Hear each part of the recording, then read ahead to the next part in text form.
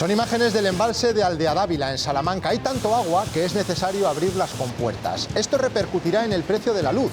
Gracias a las lluvias, la energía hidráulica ha alcanzado en algunos momentos el 20% de la producción total. Se abaratará la factura.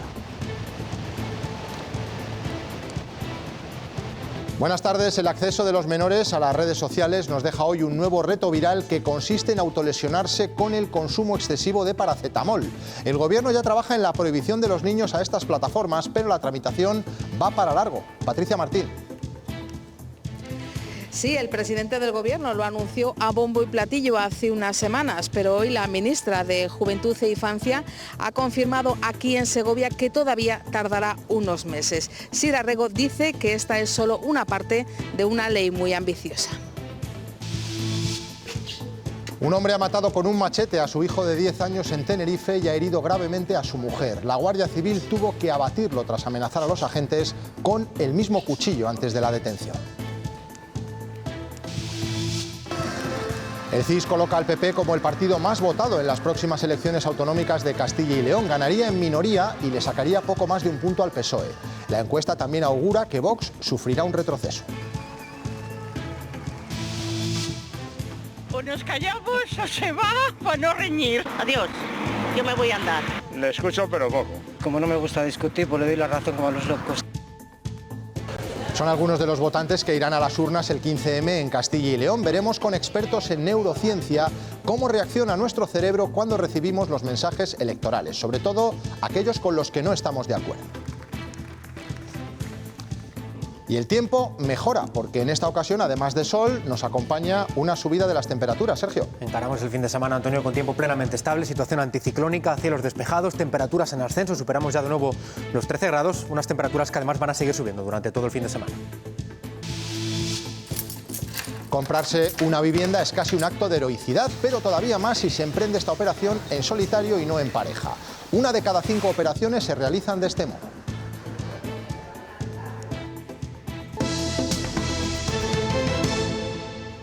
Que preocupa el reto del paracetamol. Los médicos del hospital Gran preocupación por un nuevo reto viral entre los jóvenes, ahora con el paracetamol como protagonista. Se trata de ingerir una gran cantidad de este medicamento para terminar hospitalizados el mayor tiempo posible.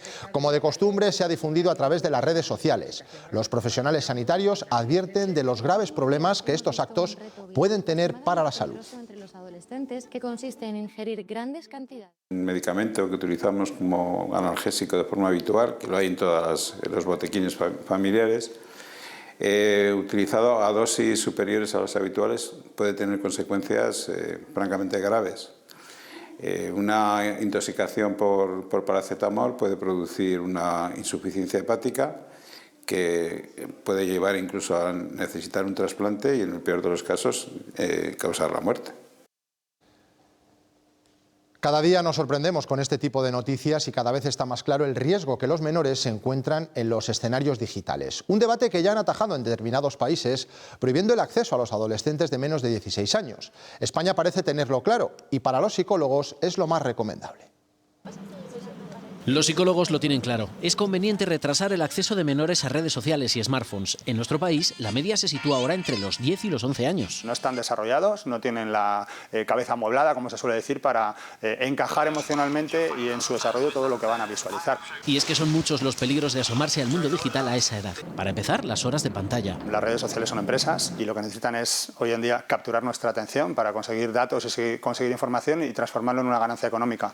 Y después el contenido al que se exponen. Las redes sociales están tras buena parte de los problemas mentales de nuestros jóvenes. Te hablo de depresiones, te hablo de ansiedad, te hablo de trastornos de conducta alimentaria, te hablo de problemas de sueño, te hablo de autoestima, te hablo de suicidio, te hablo de autolesiones. La frontera de los 16 años es correcta, a juicio de los expertos. A finales de secundaria, a primeros de bachillerato, pues hay un salto madurativo importante y están un poquito más preparados. Pero la legislación tiene que ir acompañada de una educación digital de padres a hijos. Hay que enseñarles cuáles son los problemas, cuáles son los peligros, cuál es nuestra opinión de los diferentes temas que van a ver o se van a abordar, ponerles esos límites, ponerles normas, ponerles consecuencias positivas y negativas si cumplen o no cumplen y practicar una educación sobre todo con el ejemplo.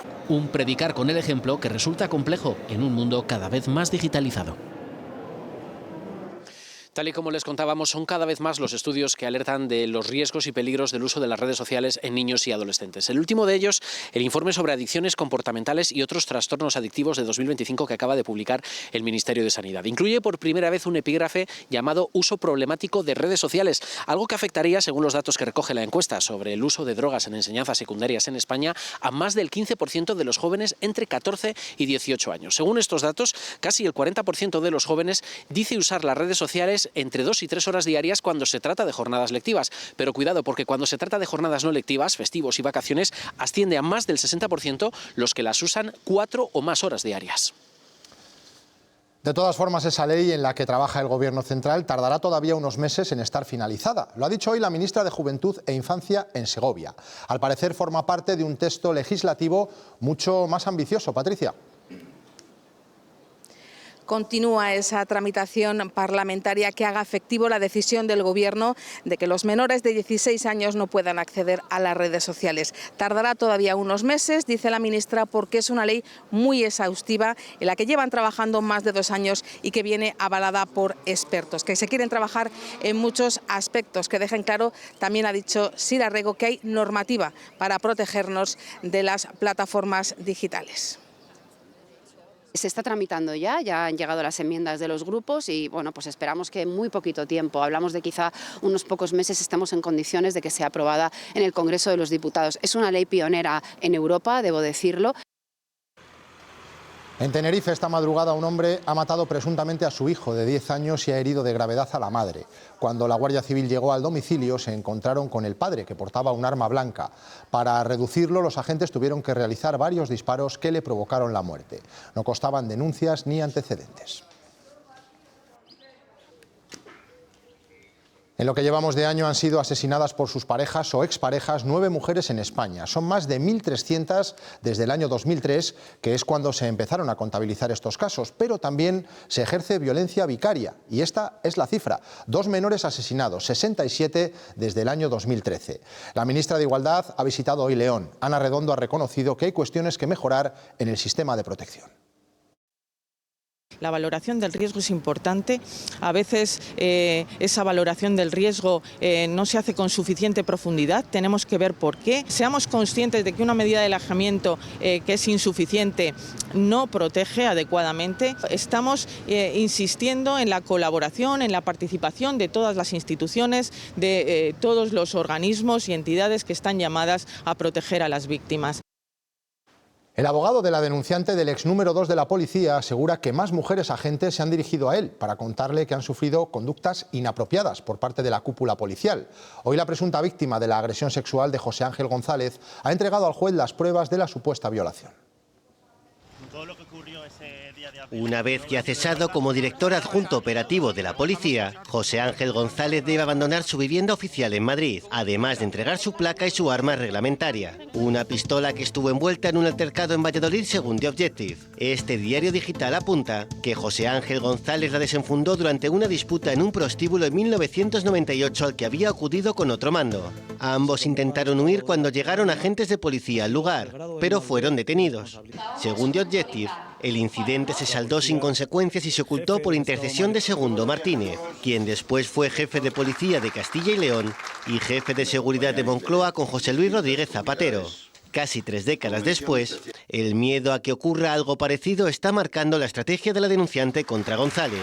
Hoy ha entregado al juez el audio que grabó de la presunta agresión sexual y le ha pedido que lo analice la Guardia Civil, no la Policía Nacional. Lo vemos permanentemente que se siguen sintiendo desprotegidas las mujeres y ahí hay que hacer una autocrítica porque eso quiere decir que desde el punto de vista público estamos fallando. La ministra de Defensa pide una reflexión. Otros ministros cierran filas con Fernando Grande Marlaska. El gobierno y el señor Marlaska no lo pensó un minuto, pidió la dimisión del DAO. ¿Qué está ocurriendo en el Ministerio del Interior para que supuestamente el ministro diga ahora que no conocía esta situación? El PP insiste en reclamar la dimisión o el cese de Grande Marlaska. Y Pedro Sánchez ha anunciado la creación de un proyecto pionero con el que pretenden combatir las desigualdades sociales. De la mano del CSIC van a impulsar la formación de un grupo de expertos para elaborar lo que ha llamado un estudio de generaciones del futuro. Seguir las trayectorias vitales de miles de niñas y de niños desde la infancia hasta la edad adulta. Va a analizar cómo las condiciones sociales, también las condiciones económicas y territoriales influyen en su desarrollo y también en la creación de oportunidades. España se va a situar de nuevo a la vanguardia de estudios internacionales.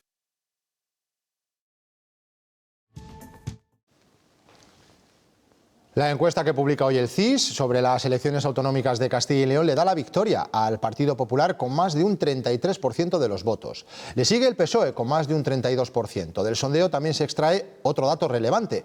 Más del 38% de los encuestados prefiere a Fernández Mañueco como presidente de la Junta. Si hoy se celebrasen elecciones en Castilla y León, el PP volvería a ser el partido más votado. Con un 33,4% de los votos, el CIS le otorga a los populares una horquilla de entre 28 y 38 escaños. Le sigue el Partido Socialista con un dato superior al 32% y entre 26 y 35 asientos. Como tercera fuerza se mantiene Vox Castilla y León, 16% de los votos y entre 11 y 19 escaños. Los partidos regionalistas o localistas mantienen resultados similares a los anteriores comicios. UPL obtendría casi un 5% de los votos, mientras que Soriaya y Por Ávila un 0,7%. Desaparece del arco parlamentario Ciudadanos y Podemos. Izquierda Unida, Movimiento Sumar y Verde Secuo supera la barrera del 5%. Eso sí, estaría en juego el escaño en provincias como Burgos, Segovia, Valladolid o León. Otros partidos como Se Acabó la Fiesta tampoco obtendría representación. Del total de los encuestados, 8.000 personas, más de un 38% prefieren que Fernández Mañueco siga siendo el presidente de la comunidad. Un 30% tiene como favorito a Carlos Martínez y cerca del 14% optan por Carlos Pollán. Pero si hablamos de qué partido ganará las elecciones, más de la mitad de los encuestados considera que el Partido Popular, en concreto un 79%, a la cola PSOE y Vox con un 6 y casi un 4% respectivamente. La fidelidad electoral ha sido otro de los asuntos a abordar. La mitad de los encuestados apuntan que deciden su voto según el partido que más les convenza en ese momento, frente al 24% que votan siempre al mismo partido. Un sondeo que muestra además que la principal preocupación de los castellanos y leoneses es la despoblación y la España vaciada. El líder de los populares en Castilla y León ya ha reaccionado a esa encuesta. Alfonso Fernández Mañueco ha rechazado valorarla y ha asegurado que todas las encuestas que realiza el CIS son un ejemplo de la degradación que viven las instituciones en España. Hoy más que nunca se muestra como un ejemplo del nivel de degradación al que han llegado las instituciones de nuestro país. Por eso me niego a hacer ninguna valoración. Si es que no tiene ningún sentido que en una comunidad autónoma donde hay 9 circunscripciones se le dé a una formación política una horquilla de 10 escaños. Eso es una broma. Antes de conocer estas estadísticas, Carlos Martínez también hacía una valoración sobre este tipo de encuestas. Para el secretario general del PSOE y candidato a la Junta por este partido, los sondeos no son fiables y lo que realmente es relevante, dice, son las sensaciones que se extraen a pie de calle. Hay que tomarlas como el horóscopo, que la pulsión de la calle se toma pisando el territorio, escuchando a la ciudadanía y haciendo lo que estamos haciendo durante este último año, ¿no? Pisar suelo, hablar con la gente. Si mañana me dicen salud, dinero y amor, encantado, ¿no? Pero al día siguiente tienes que volver a seguir trabajando, ¿no? Y por tanto nosotros vamos a seguir. El caso es que hemos visto una encuesta con horquillas muy amplias. Los expertos nos explican que se produce porque el número de escaños por provincias es mayor en unas autonómicas que en otras generales y así es más frecuente que haya varios en duda. Si tú das una horquilla, habitualmente los que hacemos encuestas damos una horquilla de 1 en la circunscripción que estamos analizando. Al tener 9 provincias, pues lo lógico es que haya horquillas de hasta 9. Es que hay una sobrerepresentación del PSOE para lo que parece que estamos palpando en la calle o para lo que se ve en otras comunidades autónomas. Un 20% de personas que decidirán el día 14 o el día 15 mismo a qué partido van a votar, y ahí es donde está la clave, ¿no? Es cierto que estamos en un contexto de alta volatilidad, de mucha polarización, en donde efectivamente quien te está diciendo que va a votar no sabe si va a ser fiel de aquí al día 15. Y mientras tanto, los partidos políticos continúan con su precampaña. Hoy Alfonso Fernández Mañueco ha visitado una empresa en Tordesillas, en Valladolid. Desde allí ha exigido al Gobierno central el tercer carril de la A62. También ha aprovechado para dar más detalles sobre alguna de las medidas de su programa electoral. Los jóvenes podrán deducirse hasta 7.500 euros con la cuenta Ahorro Vivienda. Lo que queremos es que los ahorros, hasta 10.000 euros al año, durante 5 años, puedan desgravarse del impuesto de la renta de las personas físicas en un 15%, para que puedan hacerse una deducción fiscal de 7.500 euros y que sea más fácil comprar vivienda. Desde Lerma, en Burgos, el líder nacional de Vox ha expresado su deseo de obtener los mismos buenos resultados en Castilla y León que en otras comunidades. Y en relación a las negociaciones con el PP, Abascal ha asegurado que no imponen ningún requisito antes de formar gobierno. Tanto en Extremadura como en Aragón, los ciudadanos han dicho que quieren el doble de Vox y yo espero que en estas elecciones los castellanos y los leoneses digan también que quieren más Vox de lo que había. No va a haber ningún tipo de discusión con el Partido Popular, ningún tipo de discusión sobre responsabilidades de gobierno antes de que lleguemos a un acuerdo de gobierno sobre temas concretos. Los partidos con más opciones hacen sus cálculos para sumar tras las elecciones y otros buscan convertirse en sumandos. Soria ya dice estar dispuesta a pactar tanto con el PP como con el PSOE si gana las elecciones, aunque no pediría entrar en el Ejecutivo autonómico. Y estaríamos con la persona, con el partido al que le dieran los números para favorecer su gobernabilidad, pero nunca para formar parte del gobierno. Pactaríamos por una atención específica, especializada y privilegiada para la provincia de Soria. La coalición Izquierda Unida, Sumar y Verdes Equo ha presentado esta mañana su programa para las elecciones autonómicas con 3 ejes: vivienda digna y freno al éxodo juvenil, una sanidad y cuidados públicos y la defensa del territorio. Un programa vivo, dicen, en el que se puede participar a través de su página web. No pretendemos saberlo todo. Entendemos que son los miembros de la sociedad civil los que nos tienen que poner los puntos y comas y señalarnos dónde están los principales déficits en su comarca, en su pueblo, en su prestación de servicios, para que al final lo que hagamos en la acción de gobierno, lo que hagamos en la acción parlamentaria en las Cortes de Castilla y León sea efectivo. Defendemos el territorio, defendemos los derechos, defendemos el medio de vida y defendemos un futuro posible para Castilla y León. En época electoral recibimos mensajes de diferentes posiciones políticas, lo acaban de escuchar, pero ¿cómo reacciona nuestro cerebro con las ideas que no compartimos? Es una operación exigente que nos desgasta más energía. Esta y otras respuestas las encontramos en la neurociencia. Ante opiniones diferentes, o nos callamos o se va para no reñir. El cerebro entra en conflicto. Mantener lo que pensamos, comparar con lo que piensa otro, esa toma de decisión, pues realmente es un gasto energético. Al requerir más esfuerzo cerebral, solemos evitar los argumentos contrarios. Como no me gusta discutir, pues le doy la razón como a los locos. Sobre todo en la situación de estrés crónico en la que vive la mayoría de la sociedad. El ritmo del día a día lo que está favoreciendo es que nos cerremos cada vez más en banda y cada vez tengamos pues probablemente una sociedad más polarizada. El radar de incongruencia de nuestro cerebro se puede activar aún más en época electoral por el bombardeo de mensajes que no son acordes con nuestros pensamientos. Puede provocar ese nudo en el estómago, esa tensión corporal. Los nervios se me fijan aquí en el estómago. Tendencia a defendernos o a cerrar la conversación. Me llevó a un mitin de un político ajeno al mío. La dejé y me marché. Pero el cerebro se puede entrenar. No reaccionar, sino razonar y decir, hombre, pues a lo mejor tiene razón. Escuchando desde la calma. Atendiendo meramente a lo que es el mensaje y no atendiendo de dónde viene el mensaje, y podemos desde la calma valorar si ese mensaje nos conviene. Para tomar la mejor decisión. Y un último apunte político. No ha querido opinar el alcalde de León de si es conveniente o no un adelanto electoral en España, como sí que han hecho otros compañeros de su partido. José Antonio Díez sí que ha insistido en que el PSOE debe convocar urgentemente un congreso extraordinario para renovar a sus líderes. ¿Para una renovación de liderazgos o no? pero donde sí se pueda hablar, opinar abiertamente de la situación del partido, de cómo ha de ser nuestro proyecto político de aquí adelante, quién deben ser los referentes y los líderes del partido. Y eso yo creo que es lo que más importante para mí, porque las elecciones evidentemente son importantes, pero lo más importante es quién y cómo concurre a unas elecciones. Son imágenes del Pleno del Ayuntamiento de Burgos, que hoy ha aprobado una proposición de Vox para prohibir el acceso a dependencias municipales a las personas que lleven el rostro parcial o totalmente oculto con burka o niqab.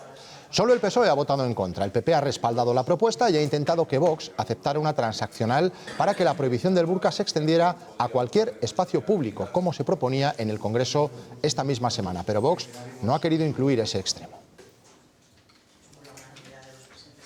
No sé cuántas mujeres habrán visto ustedes aquí con burka en Burgos. Entiendo que es una proposición que les manda a traer el señor Abascal. El Tribunal Supremo ya se ha pronunciado sobre este tema, sobre una sentencia de un ayuntamiento de Lleida que prohibía el uso del velo integral en los espacios municipales. Esta sentencia dice que el ayuntamiento no tiene competencias.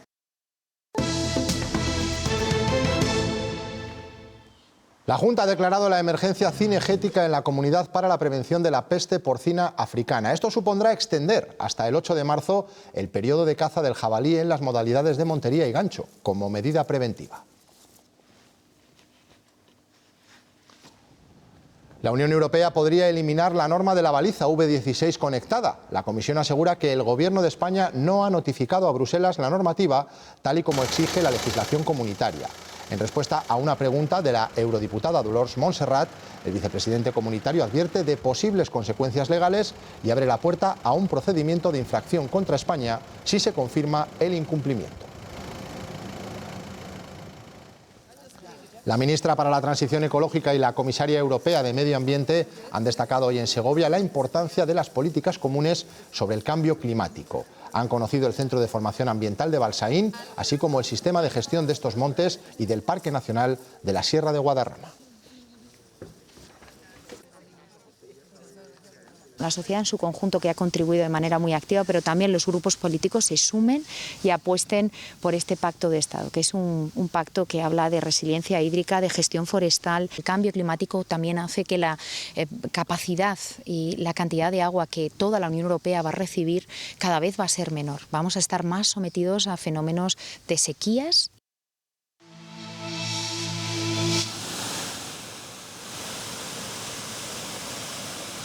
Con esta fuerza desembalsa la presa de Aldeadávila, en Salamanca. Es una de las instalaciones de producción de energía eléctrica más importantes de España. Tiene una potencia instalada de 1.240 megavatios y puede abastecer hasta 733.000 hogares con la energía que produce anualmente. Ahora mismo la energía hidráulica es la segunda más importante en nuestro país. De los 817 gigavatios hora que se han producido hoy, el 21% lo han hecho empresas como la que acabamos de ver. Un factor que también ha provocado un descenso del precio de la luz y que este sea el febrero más barato desde que hay registros. Para conocer cómo es el funcionamiento de una central hidroeléctrica, hemos visitado el Centro de Operaciones de Aldeadávila de la Ribera. La sucesión de borrascas que hemos tenido desde el inicio del año nos han dejado imágenes como esta, que llevaban sin verse en la presa salmantina de Aldeadávila desde inicios de los 2000. Ahora mismo se están vertiendo del orden de 1.000 metros cúbicos por segundo. Se han llegado a verter hace un par de días 2.000 metros cúbicos por segundo. Desde el año 2001 no se abría tanto las compuertas. Se llegaron a verter 3.800 metros cúbicos por segundo. Esta es la cantidad de agua que se ha acumulado en la presa, que aunque las turbinas estén a su máximo funcionamiento, es necesario desembalsar para proteger la infraestructura. El personal se dedica fundamentalmente a las operaciones necesarias para controlar esos vertidos, a asegurarse que las maniobras se realizan con seguridad. Y una de las tareas de los técnicos es esta, hacer mediciones en las juntas para confirmar que todo está yendo bien. -4. Un trabajo que se coordina a tiempo real desde aquí, desde el Centro de Operaciones Hidroeléctricas, el cerebro de todas las centrales hidráulicas de Iberdrola en España y Portugal. Desde aquí se arrancan y se paran los grupos hidroeléctricos cuando el sistema lo necesita y desde aquí se supervisan que todos los parámetros de funcionamiento de los grupos son los correctos y también los niveles que hay en los embalses, niveles de agua, los caudales que hay en los ríos, los caudales que entran. La coordinación entre los técnicos y la comunicación constante con las distintas confederaciones hidrográficas son claves para garantizar la seguridad y el correcto funcionamiento de las centrales hidroeléctricas. Les hablamos ahora de la compraventa de viviendas que sigue disparada. Hoy hemos conocido que en 2025 Castilla y León fue la comunidad autónoma donde más aumentaron las operaciones, casi un 19%, muy por encima de la media nacional. En total se realizaron más de 36.000 compraventas y eso a pesar de que los precios tampoco paran de subir y exigen más de nuestro sueldo. Aún así, hay quien se lanza en solitario. Aunque con los precios actuales comprar una vivienda no están mis planes ahora mismo, desde luego. es cada vez más complicado, hay quien lo hace en solitario. No conocemos. Nadie, hijo, nadie. No conozco casos de esos. Pues los hay, y muchos, porque 1 de cada 5 ventas se realiza así, sin compañía. Una locura, la verdad. O sea, a mí por lo menos me lo parece. Locura o no, la Unión de Créditos Inmobiliarios ha echado cuentas del salario íntegro necesario para que una persona en solitario sea propietaria. Y el resultado es 8, 9 años. Eso suponiendo que todo el salario, todo, se destine a un inmueble de unos 90 metros cuadrados. 9 años. Al precio que está la vivienda me parece poco. No es solo ya cuánto tiempo voy a necesitar para poder conseguir ahorros suficientes, sino cuánto de mis ingresos tengo que estar ahorrando. Ese esfuerzo, aquí lo vemos, es más del doble que si compramos en pareja, y en esto también. Sigue existiendo esa brecha salarial y todavía nos cuesta todavía más. Tanto que en años de sueldo para pagar una vivienda se nota, y mucho. Los hombres, 7,8 años de media. En el caso de las mujeres, la media sube hasta un 9,3. Es casi año y medio de diferencia. Una persona sola no puede comprar una casa a no ser que sea millonario o la ayuden sus padres. Quizás por eso el 75% de quienes compran casa lo hacen pareja.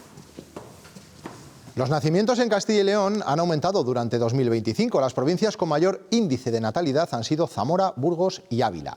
A pesar de la subida, el saldo vegetativo continúa siendo negativo debido al incremento de las defunciones, que superan en medio punto a los nacimientos. Son datos del Instituto Nacional de Estadística que también reflejan una tendencia cada vez más común. El 40% de los nacimientos registrados en España corresponden a madres mayores de 35 años. El 40% de los nacimientos en nuestro país son de madres que superan los 35 años. Hay una serie de factores socioeconómicos, laborables, que hacen que la mujer retrase ese embarazo. Ahora ver que vienen mujeres de 40, incluso un poco mayores de 40, no es raro. A esa edad ya se producen más partos que en mujeres menores de 25 y a más años más riesgo de padecer diabetes gestacional o hipertensión. En una mujer de más de 35 y sobre todo de 40 años es mucho más fácil que aparezca, y de hecho aparece. Según vamos aumentando la edad, se puede ir perdiendo esa masa muscular y luego la elasticidad no va a ser la misma, y eso nos va a influir tanto en el embarazo como luego en el momento del parto y la recuperación. Con la edad disminuye además la probabilidad de convertirse en madre. ¿Qué edad sería la ideal? Pues una mujer que tuviese un hijo entre los 25 y los 30 años. A partir de los 40 no necesariamente tiene por qué ser un embarazo de riesgo, pero evidentemente pueden aparecer riesgos que anteriormente es más raro que aparezcan. Lo que hay que cuestionarse y analizar es por qué las mujeres deciden retrasar la edad para convertirse en madres.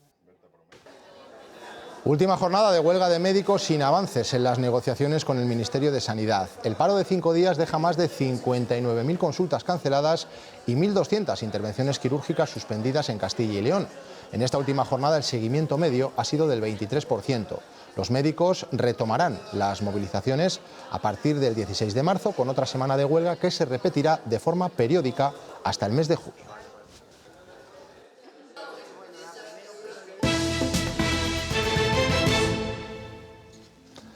Soria cumple con la tradición de llevar flores a la tumba de Leonor Izquierdo en vísperas del aniversario de la muerte de su esposo, el poeta Antonio Machado. Este 22 de febrero se cumplen 87 años de su fallecimiento en Collioure, en Francia.